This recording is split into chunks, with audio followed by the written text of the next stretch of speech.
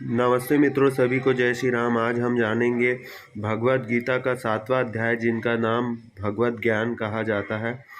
तो यह भगवद ज्ञान ऐसा ज्ञान है जो कि आत्मज्ञान से परिपूर्ण है, ब्रह्म ज्ञान से परिपूर्ण है। इस ज्ञान को पाकर व्यक्ति भवसागर से मुक्त हो सकता है।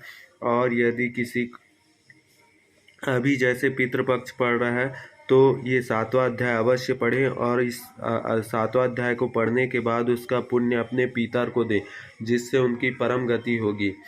जैसे कई लोग बोलते हैं ना, पितर को हम कैसे मुक्ति दिलाएं, तो ये बहुत ही सुगम उपाय है। इसको पढ़कर इसका फल अपने पितरों को देना है। तो आज हम 7वां अध्याय देखेंगे। ज्ञानम तेहम स विज्ञानमिदयं वक्षयं शेषता यज्ञत्वा नेह भूयो अन्य गत्वा वशिष्यते। पूर्ण ज्ञान से प्रत्यक्ष जगत, इसके पीछे काम करने वाला आत्मा तथा इन दोनों के उद्गम सम्मिलित है, यह दिव्य ज्ञान है। भगवान उपयुक्त ज्ञान पद्धति बताना चाहता है, क्योंकि अर्जुन उनका विश्वस्त भक्त तथा मित्र है। चतुर्थ अध्याय के प्रारंभ में इसकी व्याख्या भगवान कृष्ण ने की, और इसकी पुष्टि यहाँ पर हो रही है।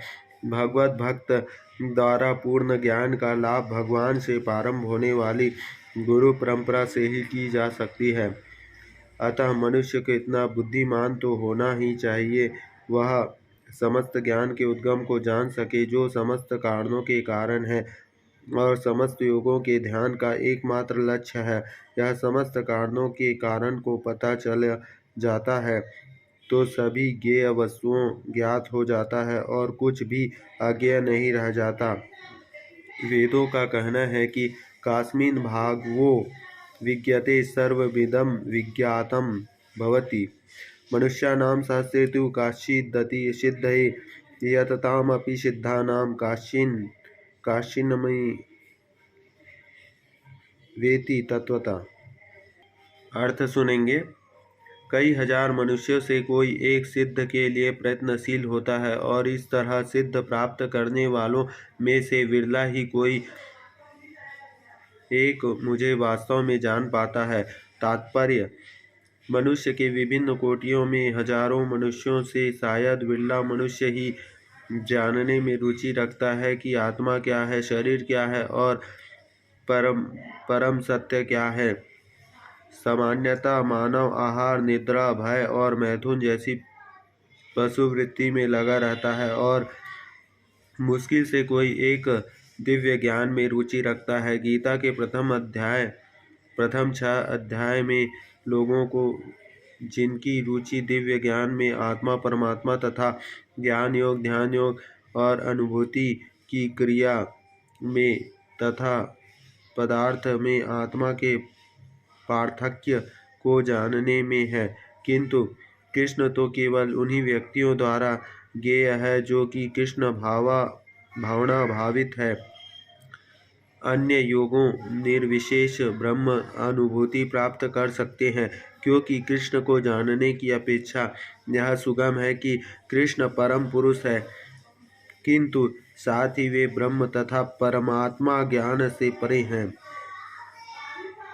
योगों तथा ज्ञानी जन कृष्ण को नहीं समझ पाते।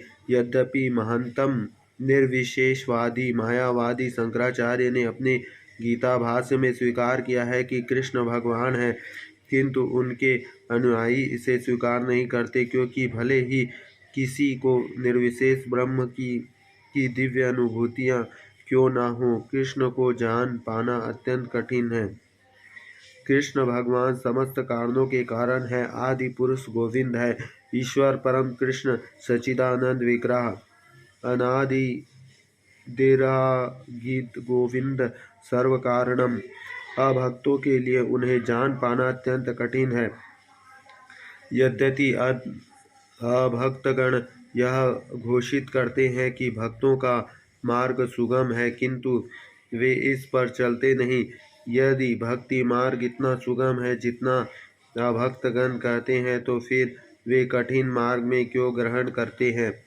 वास्तव में भक्ति मार्ग सुगम नहीं है। भक्ति के ज्ञान से ही हीन अनाधिकारी लोगों द्वारा ग्रहण किया जाने वाला तथाकथित भक्ति मार्ग भले ही सुगम हो, किंतु जब विधि विधानों के अनुसार दृढ़ता पूर्वक इसका अभ्यास किया जाता है तो मीमांसक तथा दार्शनिक इस मार्ग से च्युत हो जाते हैं। श्रील रूप गोस्वामी अपनी कृति भक्ति रसामृत सिंधु में लिखते हैं, श्रुति स्मृति पुराणादि पंचरात्र विधि विनः एकांतिक हरे भक्ति रूत प्रणयत्व कल्पयते। वह भगवत भक्ति जो उपनिषद पुराण तथा नारद पंचरात्रि जैसे प्रामाणिक वैदिक ग्रंथों की अवहेलना करते हैं, समाज में व्यर्थ ही अव्यवस्था फैलाने वाली है। ब्रह्मवेता निर्विशेषवादी या परमात्मवेता योगी भगवान श्री कृष्ण को यशोदा नंदन या पर्यासार्थी के रूप में कभी नहीं समझ सकते। कभी कभी बड़े बड़े देवता भी कृष्ण के विषय में भ्रमित हो जाते हैं। मुहांति यत सूर्या मातु वेद न कश्चिनः।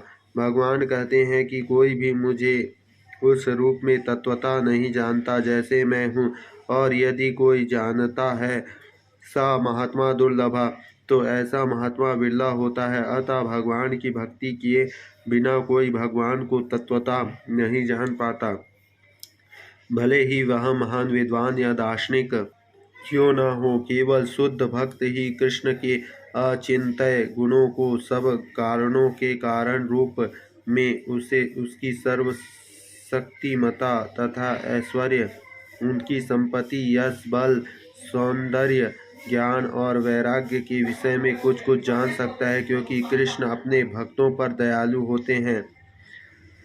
ब्रह्म साक्षात्कार की वे पराकाष्ठा है और केवल भक्तगण ही उन्हें तत्वतः जान सकते हैं।